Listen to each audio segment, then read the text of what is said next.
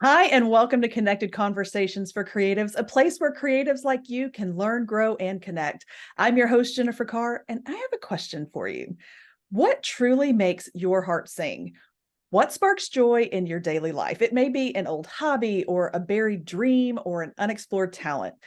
Whatever it may be, if there is something that sparks your true passion, what is holding you back from pursuing it? Are there expectations weighing you down, making you feel overwhelmed or suffocated? Is it a fear of judgment or failure holding you back? Sometimes being able to do what you love requires you to take risks, and sometimes taking risks means breaking the rules. When we let go of the things holding us back, we embrace the possibilities that await us beyond those boundaries and maybe break a few rules along the way. We can unlock the potential to live the life we were always meant to live, one that is fulfilling and full of purpose. Today's guest is a transformational success coach and the CEO and founder of Vickery & Co., a success and leadership coaching firm that helps people like you design lives and businesses that they absolutely love. She's an author, a podcast producer, and a single mom rocking it and leaving her mark on the world. I hope you're as excited as I am to welcome Heather Vickery to the show. Welcome, Heather. Hi, thank you for having me. It was really fun to hear you talk about breaking the rules because that's what I do. You I know a help little people bit break the about rules. breaking rules. Yeah. So, break down for us just real quick. What is a transformational success coach? And tell us your journey about getting there, the path, and how it's kind of evolved over the years. Okay, yeah, just a quick, easy intro question. No problem. Oh, I mean, this give is us your life fantastic. story, whatever. So, as a transformational coach, what I do is help you, whoever is ready to transform into the next stage of being, right? Most of us are constantly in a transformational phase. We're no longer who we used to be, and we're not quite who we're going to be. And what do we do with this person here that I don't know? And you want to hold on to those old stories and those old ways of being because they're comfortable and the rest of it feels a little scary. And so, what I help people do is transform by learning to like, love, and trust themselves as this version of them that exists right now in this moment today. So, self confidence, self compassion, getting rid of limiting voices. And, that work, we never get finished doing that work. It's different when we're younger and we're just getting started and we don't have any experience under our belt. But the more you achieve and the more you kind of break through whatever that ceiling above you is, you find that it all sort of resurfaces over and over and over again. And we have to relearn every time to trust ourselves, to listen to ourselves, to take up space, to find that the foundation of value and worthiness within us is enough to take it to the next level instead of waiting for all of those things to appear when you get there because hint, they won't. It has to be now. And so that work, I call that work belonging to yourself first, learning to come home to yourself and then show up in all of these other places as a whole version of you instead of looking for something to fill a gap. And I came into this work. I've been an entrepreneur almost my entire adult life. I'm 48. I'll be 49 in December. And I learned very quickly that while I work well with people, I don't work well for people. So entrepreneurship just felt like the natural thing for me. Both of my parents are entrepreneurs and I jumped in and did that. But for the first 18 years of my career, I had a luxury event and wedding planning firm. And while I loved the work and I loved the industry, something didn't gel right. And there was a moment about 10 years ago in my life where I kind of burned my whole life to the ground. If we're being really honest, I actually I came out of the closet after being married for over a decade, having 4 children. I bought my own house for the first time. I bought my own car for the first time. I did all of these really scary things. And I started to think about, who I wanted to be in this next version of me Mm. and what I wanted to give to the world. And I'll tell you, coaching actually found me. I didn't find it. I started to pay attention because once awareness plus willingness is what equals change. And so once we start to notice what's happening around us, we begin manifesting in really magical ways. So people were coming to me, they were stopping me, texting me, emailing me, calling me. I want to do this. I want to try this. I want to start this. I think you can help.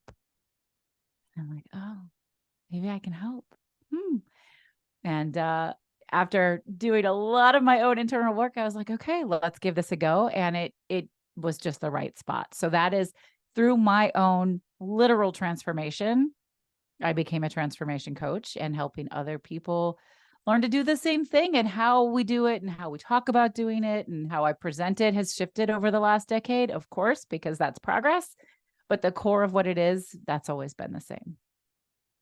That is amazing. Like just and it's so true. I mean, it is so true. And it's a lot of times, I'm not saying that men don't face the same transformations, but as women, we tend Mhm. to our identity changes constantly, what Yes. depending on the season of life we're in, depending on the struggles we're facing, physical changes that happen as we age gracefully and sometimes less than gracefully, and so that transformation it's pretty constant. We always Yeah. make the comparison to like a butterfly where, we have this one metamorphosis, and I'm like, I'm sorry, no, because I am not the same person today that I There are was two several. years ago. Yeah, Yeah. like it's a constant thing, Yeah. and just renewal. And I think that it's fantastic that you have found the platform where you can, reach out and be that lifeline for some people that says, hey, I can relate. I know what you're going through. It may not be the exact same thing, Yeah. but let me walk with you alongside you through that. Absolutely. I like the butterfly analogy because it's gooey and Mm, messy, right? That mm, metamorphosis that we think about, the caterpillars literally turn to nothing, goo, and then they emerge as these beautiful things. But you're right, they do it once and we do it over and mhm, over.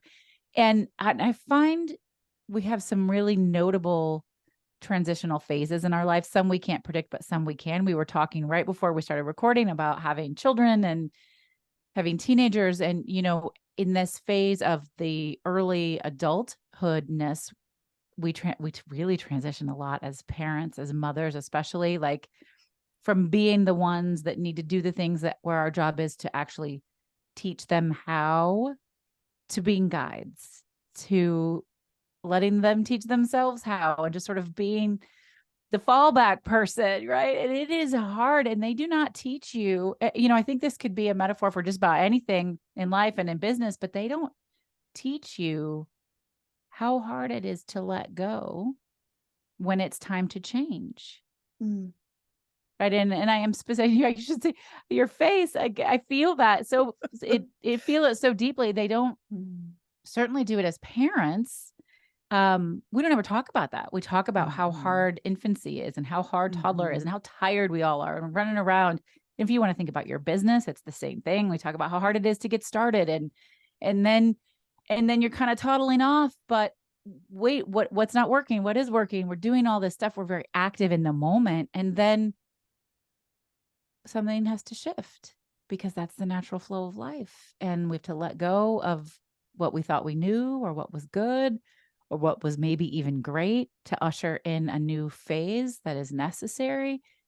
We face these things everywhere. Big, existential moments with Heather Vickery right now. Like my daughter's going off to college in a month. And oh, whoo, and I'm here for it. I think that a lot of times, especially as creatives, we can get stuck in we're known for being open-minded when it comes to our art and our creativity, but a lot of times we have a closed off mindset, and whether it's fear or the comparison game, whatever that may be, we have to break out of that fixed mindset and like growth mindset. It's a huge thing. Like I talk about it all the time. I'm like growth mindset mostly because I came to a realization just in the last probably 2.5, 3 years where I was like, you know what? I could do so much more. I can be so much more. But I was so closed off to the idea because I thought yeah. nobody wants to hear what I have to say. Nobody wants to read the Oh words that I want to yeah. put on, And so Hmm. I had to find this point where it didn't matter if I was getting compliments or, judgments or 1 stars, whatever. I had to listen to the voice in my head that was saying, you can do more. And so there was a shift. Like you have Yeah. to shift that mindset. Shift that focus for sure. It's actually the very first gratitude journal I ever published is called Shift Your Focus for just that reason.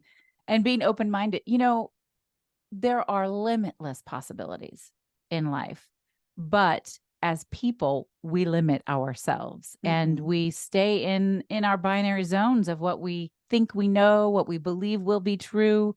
Whatever you believe will be true will be, one way or the other, good or bad. Mhm. Mhm. So it's very important for me to expand those horizons, to talk to new people, to explore new things, to be learning, putting myself out there so that I could see possibility from another perspective. And as a coach, that's always the perspective I want to be giving my clients is, okay, so what do you know to be true here?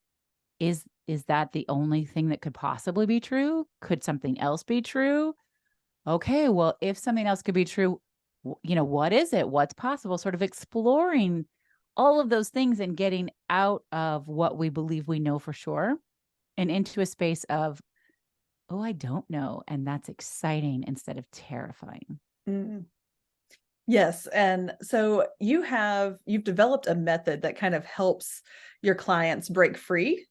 I Yes. have. Yeah, And is that something you want to talk about? sure. The brave method, The did I brave get that right? method. Mhm. Yeah, the brave method. So I always joke that brave is my business. I believe from my own lived experience and from all of the clients that I've supported throughout the years that that fear is not the enemy, that fearlessness is not the goal. We have fear, and fear is a natural, normal human Mm. emotion. We can learn a lot from what we're afraid of. We can learn a lot about ourselves. We can really push ourselves. So I would say fear either owns you or it empowers you. And the choice is really yours. What do you want to do with it? And so it's about bravery. I lean into how do we revolutionize what it means to be brave? How do we show up in our lives today in this moment? What feels brave right now? And some days that's going to be massive. And maybe everybody would look at it and thinks that that's brave. And some days, maybe it's taking a nap or telling somebody no or finding time to take a shower. Maybe that's the bravest thing you do today. Writing an email. I'm in the process of writing a sales email where once again, I have to tell my story, which I just told you very briefly. But every time I have to write it, I face the same like fear of, oh, what if I don't do this well? Or what if they don't like me? All of those things come up. Mhm. So the BRAVE method, BRAVE is an acronym. And of course, I chose that acronym because BRAVE is my business.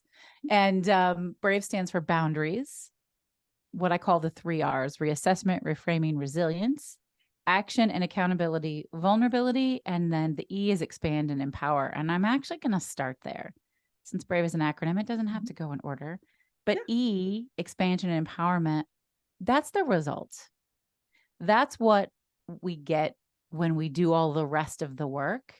And I like to remind people, or maybe you'll be hearing this for the first time today. I'm not sure.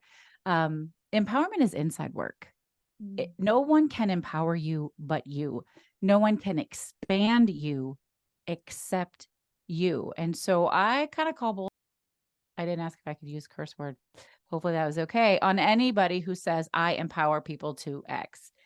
No, they don't. We can guide, we can coach, we can lead, Mhm. we can mentor, we can do all of these things, but the empowerment, you give that to yourself when you show up. So B is for boundaries, right? Boundaries are limits that define acceptable behavior. And the brave part of it is you get to decide what's acceptable. We're breaking some rules there, right? Like, oh, it's not acceptable to sacrifice myself all the time for everybody else. It's not acceptable to be a people pleaser. It's not acceptable to be a perfectionist. It's not acceptable to put my life on the back burner to do something for somebody else, whatever you want it to be. It's not acceptable to be available 24/7 to all of your clients. It's not acceptable to um, give 25 revisions on this creative project, right? What are your boundaries? What are your limits that define acceptable behavior? When you set those boundaries, you get to understand yourself, the results, the desires, the direction that you want. And it really clears up a lot of communication challenges because all of a sudden, everybody knows what's going on. We're all on the same page. So you know what to expect from me. I know what to expect from you. Easy peasy, right? Easier said than done, but boundaries are game changers. I really think they are the key to guilt-free freedom. I am a big Mm. fan of boundaries. And from boundaries, we move into the 3 R's, which is really where the meat is. It's probably my favorite letter in the BRAVE method: reassessment, reframing, and resilience. I said this earlier, awareness plus willingness equals change. You have to look at what is happening. How are you spending your time? How do you feel about how you're spending your time? What's getting you the results you want? What do you not like? All of that. Pay attention. You have to reassess constantly what's going on so that you can decide, what do you want to keep? What do you want to add? What do you want to change or shift or stop doing? You can reframe all of your learning opportunities in that space, right? Some people are going to call them failures or mistakes. I'm not. I'm going to call them learning opportunities. I host a podcast called Was It Chance? And we did an interview this morning. We always ask everybody what their relationship with failure is. And I got the best answer I've ever heard. And I've heard a lot of them, which was your answer to what failure is to you is absolutely relative to whether or not you've decided you are successful or not. Because if you make 100 phone calls and only book one, if you've decided you're not successful, all you focus on is the 99. If you've decided you're successful, all you focus on is the one. You're like, hell yeah, okay, I booked one. So now I just need to do 100 more and I'll get one more, right? It's all in your perspective. And so we have to be reframing that mindset, reframing the things that didn't work, and to find a way to make them work so that we can understand what we want to shift. And resiliency is the number one key indicator into whether or not a person will be successful. Do you get up and try again differently? Maybe not better, but we know what you did before didn't work. So how do we do it differently? So those are the 3 R's. And I use them literally all day, every day. And then action and accountability. Look, nothing works unless we do. We have to show up and do the thing. That doesn't mean you have to hustle all the time. I'm not saying that. I am not an advocate of that. In fact, in human design, I'm a projector. I rest first. That is the way that I am most successful. I use human design in all of my coaching components because it's game-changing work for me. But you still have to show up. You have to do the thing. You have to be able to delegate the thing. There's an action there, right? It's almost a form of speeding up time, of time traveling is delegation, right? Because you're taking it off of your plate and spreading that responsibility around. So it's almost a magic key to be able to delegate. And who is helping you stay accountable, whether it's people on your team, your family, your own coach or mentor, your partner, whatever that looks like, making sure that you have good accountability systems in place is really key to whether or not you're going to manifest your dreams and desires or not. And then from there, and this just feels like the most logical thing ever, is you've got to do it authentically and vulnerably. As Brene Brown says, vulnerability is the birthplace of invention, right? It is where all of the transformation really happens. And when we decide to show up as our most honest, authentic, vulnerable selves, all of a sudden things shift. People start reacting to us differently. They respond, they see things, they see themselves. When I came out and chose to show my true self to the world, everything opened up. Because if you're blocking off who you are, you're blocking off everything. So that's the BRAVE method.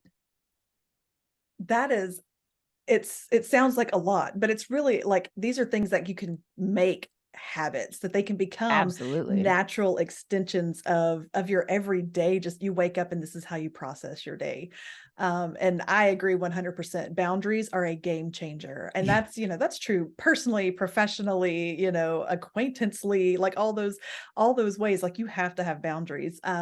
People without boundaries, they tend to not value themselves very much. Absolutely. And people can tell. So that's the thing, right? We teach people how to treat us. So if you don't have boundaries and they can run all over you, they're going to run all over you because you've told them they can. Yeah. And it's freeing. There is freedom in boundaries. And that is something that people don't understand. Absolutely. Your key to guilt-free freedom, 100%. Because so, I have my private coaching includes a coach on call component. So we communicate via an app called Telegram. My clients can message me anytime they want. My boundaries are I check those messages between 10 a.m. and 5 p.m. Monday through Friday. And that's on me, right? So their boundaries can be whatever they want. I've clearly communicated mine and we're all good. So if they message me on Saturday afternoon at 5 p.m., I don't respond and I don't have to feel bad about not responding because they already know what the rules are. But we break rules, but you know what I mean? What the ground rules are of how we're going to communicate, what those boundaries are. And I love that you said we can apply this in our everyday life in every possible way. And you really can. I've recently had a client who lost her mother. Well, she lost her mother about a year ago, but she recently reached out to me and said, if I hadn't had the Brave method, I don't know that I could have survived this grief process, but it allowed me to be really honest and to set all of these things in place as I went through this process. You can use it for anything. It's Yes. absolutely game changing. Yes, I think so too. Now let's apply it to the life of a creative. Ooh. Yeah, You because need it. I know you need it. we do desperately.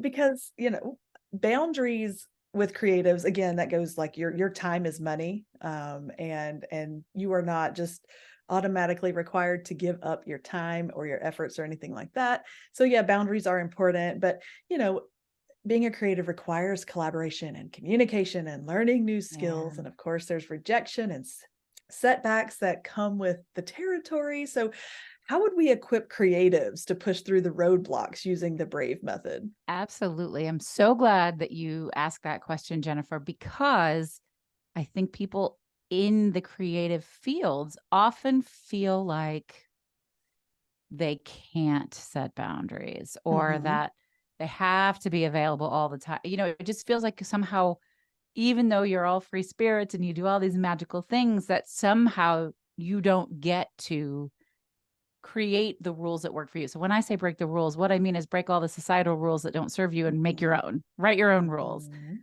Um, and so I would say, really thinking about what works for you, what feels good for you, how you want to be spending your time. That's how you would apply the Brave method as a creative. So if we're going to, go through that list, do you want to have a consistent schedule or do you not want to have a consistent schedule? I have one creative client who museums bring him so much inspiration and so much joy, but there's a lot of guilt around taking the time to go to a museum. And he somehow thinks he has to do that in his personal life and personal time. And I said, if that's how you're getting inspired to do your work, then set a day a week that you go and do that, right? Allow yourself to do whatever it is that's going to bring out the thing that you're looking for. Um, do you have to do it all on your own? Can you have help? Can you delegate? What part doesn't have to come from you, right? You don't have to do everything all the time. You don't have to be everyone to every Mm. person all the time. So finding ways for you to do the thing that only you can do and birth into the world. Can you get support around other things? Can you set boundaries around revisions? Yes, you can set boundaries around revisions. Can you have creative hours where you're not taking client calls? Absolutely. You can do all of those things. And it always comes back to how are you spending your time and how do you feel about how you're spending your time? And if those two things don't line up, something has to shift. So whether it's a boundary or delegation, asking for help, saying no. Ooh, that's a big one. Saying no. Maybe sometimes it's saying yes. Mm. One of my favorite books of all time is Year of Yes by Shonda Rhimes. And she says in this book, we're always saying yes to something Mm. and we're always saying no to something. Right. So make sure what you're saying yes and no to are the things you want to be saying yes or no to. Mm. Be conscious and aware of those things because then you can make more choices that are aligned, right? The more knowledge is power. The more you know, the more you know, the more you can do, the more you can grow in the ways that you want to be growing. Progress is never going to be linear. And if you're not practicing those 3 R's, you're not looking at it, you might just feel low. It might just feel icky all the time. But what's really happening, right? How do you get really honest with yourself about that? So it works really well in a creative field. You just got to find the way that works best for you. The truth is, we're all lucky. We just have to figure out in what ways are we lucky. And I think some of that comes down to with who you surround yourself with. The A in brave is a huge for me in the creative realm, like taking action, but also having accountability. That is one of those things that we like to think that our work is our work. And nobody gets to help us with our work. Nobody gets a say in our work. But it's very limiting as well, because nobody is sitting there holding the flame to your feet saying, hey, it's time for you to take action to do the next thing. Edits are coming up. It's time to follow through, or whatever the case may be. You've got Yep. to, there's got to be some accountability. So, but you have to choose very carefully who you surround yourself with and who you want to hold you accountable. Absolutely. And a coach is a great way to help stay accountable. Mastermind Mhm. groups. I have accountability relationships. I have several different kinds of accountability relationships. A couple of people that I meet with weekly, a couple of people that I meet with monthly. Then I have some group scenarios, whatever feels like the right thing that I need at the time. Right now, as we're recording, this will be finished when it airs. But I decided I wanted to write a book in August, which feels a little bit like a bit off, a little more than I could chew right now, as we are on the 8th of August. But I knew that I would not hold myself accountable to it. So I went out onto social media and said, who else wants to write in August? I don't care what you're writing. I'm writing nonfiction. You can be writing a novel or blog posts or copy edits or whatever you want. But will you write with me every business day for an hour and a half? And that's what we're doing. We opened it up to the public. Anybody could come.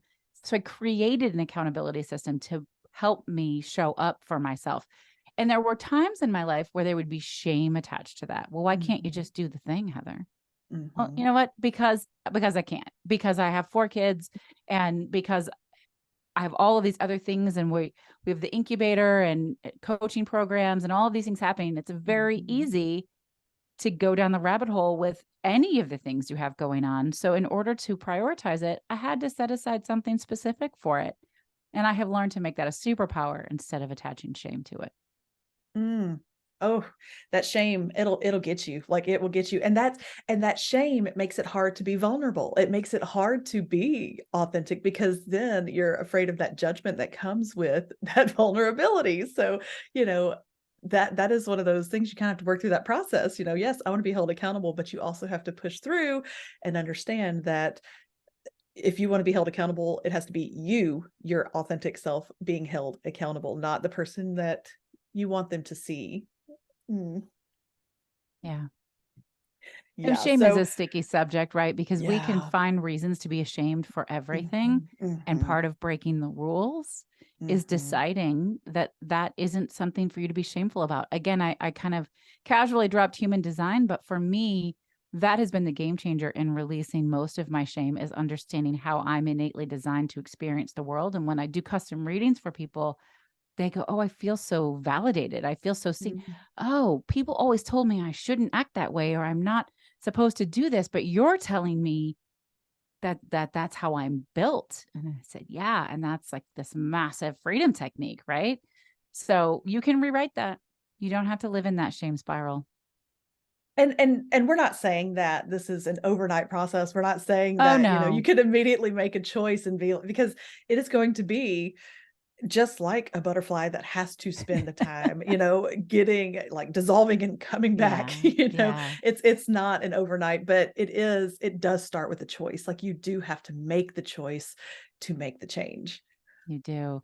And I don't remember if I said this in the actual interview or if we said it right before we started, but it's repetitive work, and we wish that it Mhm. weren't. But as soon as you reach a certain level of success or you've checked off a certain number of goals, then all of a sudden you go, "Oh, but do I know enough, or can I actually do the next thing up?" I had a client come Mm. to me a couple weeks ago and said, "Can you help me figure out how to dream differently?" And I said, "What do you mean with that question?" And she said, "I have achieved everything I ever set on my dream list.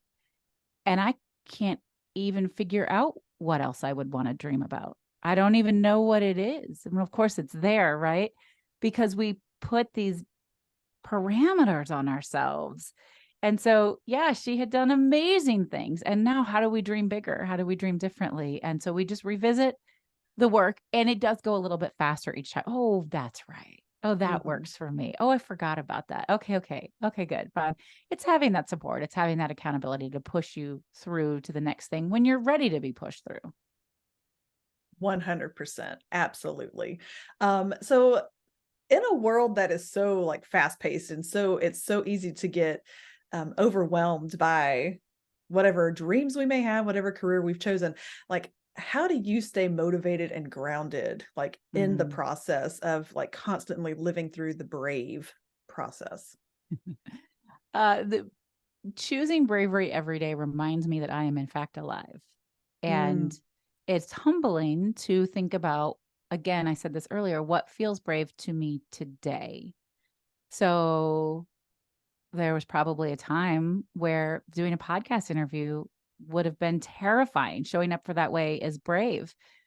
It's not anymore, but there are times, there are days where I don't know if I'm in the mood or I don't know if I feel like it. I'm like, but I'm going to have made this commitment. Okay, I'm going to show up. And that's all of a sudden brave again. And it's a thing I know how to mm, do all the time. Um, when I'm choosing, so when we choose bravely on purpose, we begin to choose bigger and then we win bigger. And then it's contagious to the people around us. So I stay grounded by being really conscious of those choices, of learning. Also, I will tell you the work of my lifetime is active surrender. mm, And so, yes, I'm going to make the choice that feels brave to me right now. And sometimes that is inaction. I want to be really clear about that. Sometimes it's, you know what, I'm clearing my schedule and I'm going to take a nap, or I'm going to take a day off and go play with the kids all day because it's the end of summer. Those things are also brave. You get to decide what's brave. And then surrendering the fallout or the how or I don't know or all of the rest of it, and trust that the universe has my back, that all timing is divine. It's all going to work out the way that it's supposed to. Surrender is a gift. And I find every time I forget to surrender, the universe will like pound me and like, up, you think you can control this, but you cannot. So surrender, surrender, surrender. I'm like, okay. I get it. I will stop trying to control the narrative and I will just do the thing in this moment. mm, mm. That is good stuff. Okay, if there was one thing you wanted listeners to walk away having heard, what would it be? Again with the easy questions, Jennifer. Um, I think the one thing is that I would say to you, you are not stuck. Mm, It might feel like you're stuck, but you are not.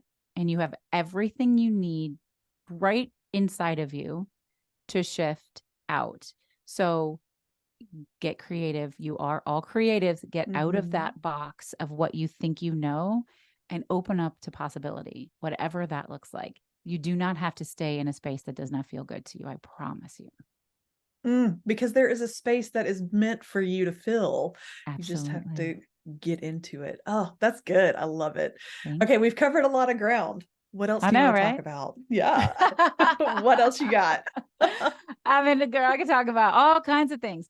I think some of the things that I actively work with clients on, I'm certified in human design, I'm certified in positive psychology, I'm certified in NLP, which is really a really cool modality, but so much of that focuses on how we choose to show up in the world to manifest what we want. So my podcast that I told you about, Was It Chance, is the podcast about taking intentional risk for creative success. And manifestation isn't like, oh, I think I want this, and then it just appears. Manifestation is declaring a thing and then shifting the way you show up in the world so that you can achieve the thing, Hmm. so that it becomes yours. And so some of the best tips and tools that I have to help people with that I bring into all of my private coaching, into the incubator, which is my group coaching, when I speak on stage, all of that is the power of gratitude. So in positive psychology, we learn the science behind how gratitude is one of the only things that's been scientifically proven to increase overall joy, happiness, and well-being while decreasing stress, anxiety, and depression. Mhm. Obviously, it's a mindset shift. We are not talking toxic positivity here. This does not mean pretend nothing's bad. It means find what's good, find what's working, where you focus the majority of your attention. And then I like to partner that with self-compassion, which Kristen Neff's self-compassion work is game-changing. If y'all don't know it, get to know it. But in my incubator, we do a lot of work in the self-compassion realm. I have some custom modalities around it. You can apply all year long. We only open 2 cohorts a year, but if you're curious and you're interested, you could come and learn more. You could apply and have a chat with me about whether or not the incubator is a good fit for you. It's a 16-week program. We don't start with self-compassion because most of the time that is a really difficult thing to actively practice. So we've got to lay the foundation. We've got to do some deep internal work before most of us are willing to actively practice self-compassion. But it really is a game changer. This notion of allowing yourself to acknowledge all of your feelings and emotions without judgment and just be curious. Oh, I'm really angry about this. What does that mean? And I'm allowed to be angry. What do I need to know here? Right? You can be curious about it instead of oh, I'm so mad at myself for feeling mad, or I'm so mad at myself for being sad, or, oh, how stupid do you have to be? Like, whoa, be tender with yourself. Give yourself a little bit of grace.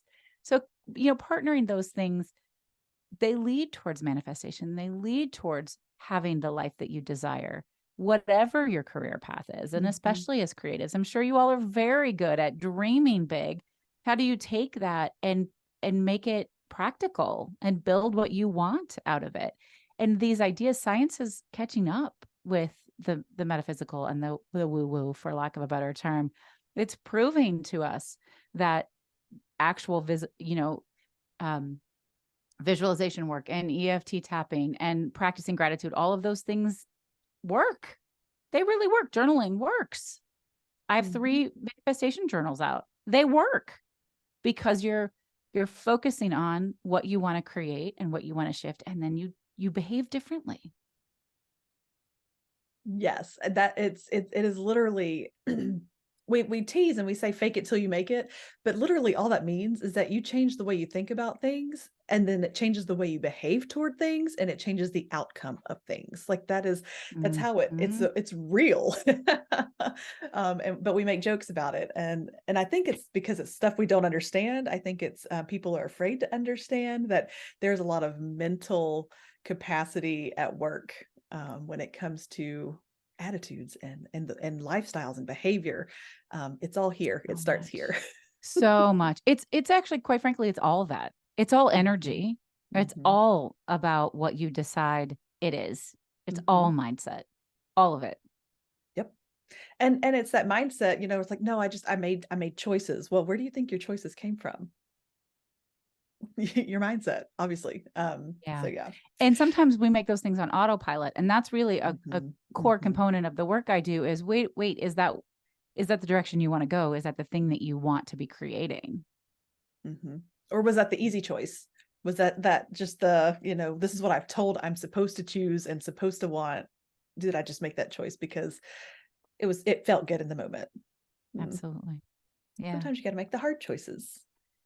Sometimes you got to make I think a lot of the time we have to make hard choices. But if you work on all of the things that we've talked about, it's not that those choices won't feel hard. They will just feel easier. It's easier to do the hard thing because you understand why and you understand where you want to go with it and what you're trying to create. And that really does make a tremendous difference. Absolutely. Well, Heather, tell listeners where they can connect with you, with your work, where they can follow you, all that good stuff. Absolutely. The easiest place to find me is to go to vickeryandco.com/social. All of my links are there. I do a live show every Thursday at 11 a.m. Central. You can find it on YouTube, on Instagram, and on Facebook, where I just share, it's called Brave in Action. One little way you can step out of fear and into bravery in your life that day. The first Friday of every month, I do a free manifestation power hour. You can just come and hang out and we manifest together in a community of people who are all elevating, which is so much fun. I'm all over the place. So find me at vickeryandco.com/social. I really do love to connect and interact. And if you comment on my stuff or you send me a DM, we can chat. And if you are open to it, I'd love to offer a gift to your audience. Yeah, let's hear it. Yeah. Okay. The first 2 people who send me an email and mention this show, I would love to give you a gifted coaching session. My treat. Wow. So send her a message as soon as you hear this. The first 2 that mention the Connected Conversations for Creatives podcast, free coaching session. I mean, thank you. That's amazing. That's I'm happy to fantastic. offer it. Yeah. Yes. Okay. All of that will be in the show notes as well, where you can find her, where you can get all of her information and connect with her on social media. Heather, this was fun. Thank you for hanging out. It was, I think somebody could listen to this and walk away with 100 things or one thing, and it will be a game changer for them. Thank you so much. It was really great to be here with you. I appreciate you allowing me to come on and talk to your audience. I think it was a lot of fun. It was a lot of fun. And authors, if you are looking for resources to help you write better stories and more relatable characters, visit my website, jcarwrites.com/authors.